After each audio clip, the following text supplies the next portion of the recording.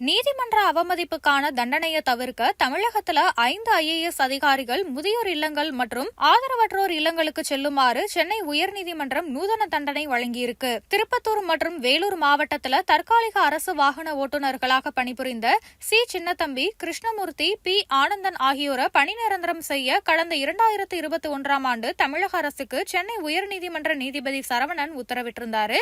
இதை அமல்படுத்தல அப்படின்னு சொல்லி மூத்த IAS அதிகாரிகளான Kumara Jayanth, S. K. Prabhakar, we.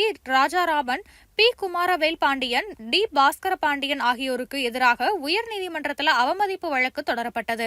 இந்த வழக்கு நீதிபதி பட்டு தேவானந்த் முன்பு விசாரணைக்கு வந்தபோது 3 ஆண்டுகள் காலதாமதத்தோட அதுவும் அவமதிப்பு வழக்கு தொடர்ந்த பிறகு பணி நிரந்தர உத்தரவை நிறைவேற்றி இருக்காங்க அப்படின்னும், இதனால மனுதாரர்களோட பணிமூப்பு பாதிக்கப்பட்டு அவர்களுக்கு ஊதியம் போன்ற இதர பணப்பலன்களையும் இழப்பு ஏற்பட்டிருக்கு அப்படின்னும் மனுதாரர் தரப்புல வாதிடப்பட்டது. இதனை பதிவு செய்த நீதிபதி இந்த பண இழப்பை சரி செய்யும் வகையில 5 IAS அதிகாரிகளும் தலா 1.25 லட்சம் ரூபாய் வீதம் தங்களது சொந்த பணத்தை மனுதாரர்களுக்கு வழங்கணும்னு உத்தரவிட்டாரு.